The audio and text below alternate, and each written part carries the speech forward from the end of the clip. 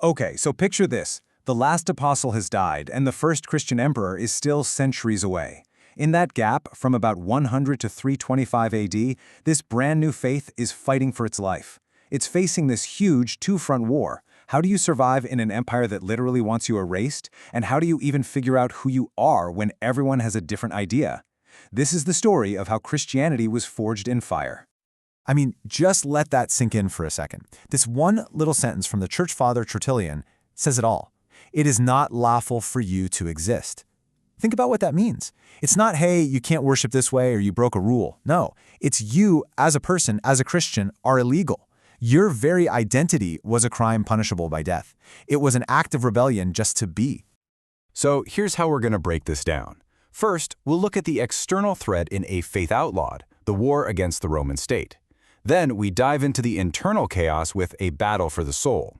After that, we'll see how the church fought back by forging an identity. And finally, we'll explore the shocking outcome in the Seed of Martyrs. All right, so let's set this scene. You've got the Roman Empire, it's powerful, it's organized, and it is deeply, deeply religious. The problem was Roman religion was completely tangled up with the state, and this new Christian faith, well, it just refused to play along.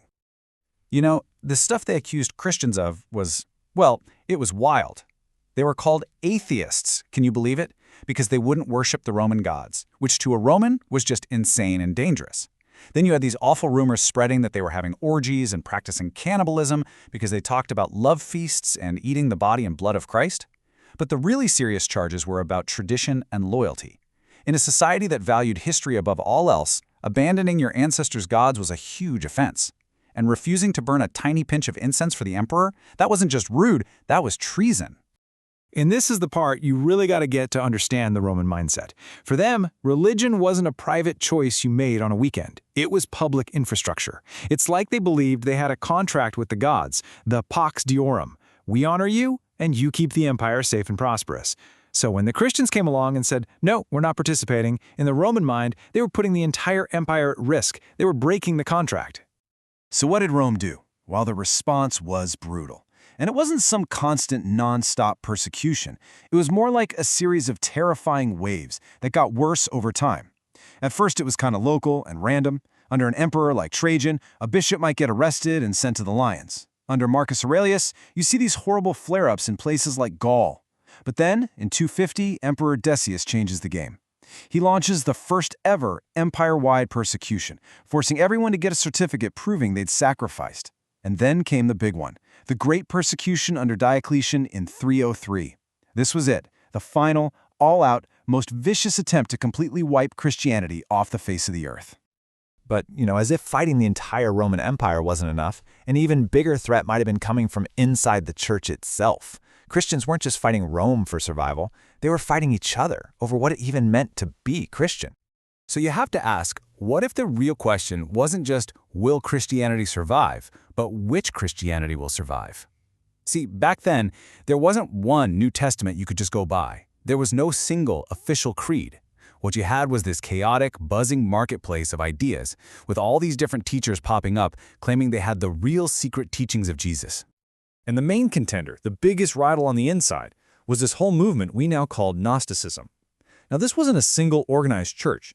It was more like a huge collection of different spiritual teachers who took bits and pieces of Christianity and mixed them with Greek philosophy and Eastern ideas. The core belief for most of them was that you weren't saved by faith in Jesus' death. No, you were saved by getting a secret divine knowledge, what they called gnosis, that would free your spirit from this disgusting material world. And look, when you put these two belief systems side by side, it becomes crystal clear how different they were. On one hand, you have the emerging Orthodox faith saying one good God created everything, including the physical world. Gnostics? They said the material world was a prison, a botched job created by some lesser arrogant God. For the Orthodox, Jesus was both fully God and fully human. He really suffered, he really died. For a lot of Gnostics, Christ was a ghost in a human shell. He only looked like he was suffering. And the biggest difference? Orthodox salvation was for everyone, through faith. Gnostic salvation? That was an exclusive club, only for those special few who received the secret knowledge. These weren't just small disagreements. They were two totally different religions fighting for the same name. Okay, so you've got Roman swords on one side, and you've got this totally different version of your faith popping up on the other. What do you do? The proto-Orthodox Christians knew they had to get organized. They needed to draw some lines in the sand and define who they were. I mean, they couldn't exactly raise an army, right? And there was no pope in Rome to just make a ruling. So, out of this absolute chaos, they started to develop a toolkit, 3 foundational pillars designed to protect the message and build a church that could actually survive all this pressure.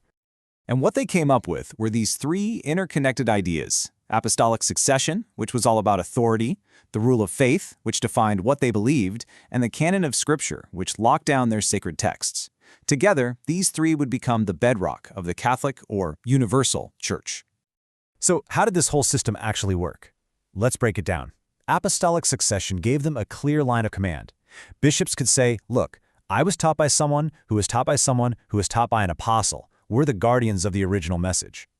The rule of faith was like a summary of the core beliefs, an early version of a creed. It was a quick checklist. If a new teacher comes to town, does their teaching match this basic story? Yes or no? And finally, the canon of Scripture. The church started to create an official list of approved books, Matthew, Mark, Luke, John, to separate them from all the other so-called Gnostic Gospels floating around. Okay, so after all this, after centuries of fighting this war on 2 fronts, what happened? I mean, common sense would tell you this faith should have just fizzled out and disappeared, right? But that's not what happened. Not at all. And that brings us back to Tertullian, who just nailed it. The blood of the Christians is their seed. It's this incredible paradox. It seemed like every time the Roman Empire tried to stomp out Christianity, it just made more Christians. Think about it.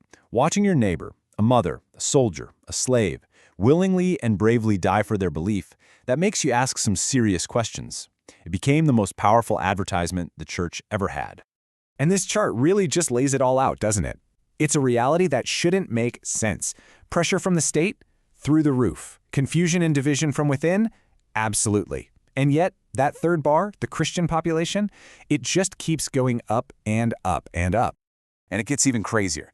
By the year 300, right on the brink of the single worst persecution in history, some historians think that maybe 10% of the entire Roman Empire was Christian. Think about that. From a tiny, obscure sect in Judea to millions of people all across the known world, all while being an illegal, persecuted religion. It's just an astonishing shift. And all of this leads to one absolutely mind-boggling question. How did this happen? How on earth did this illegal, hunted, and internally divided faith not only survive, but grow so strong that it was on the verge of flipping the script and taking over the very empire that tried for 300 years to snuff it out? Well, that incredible story is for another time.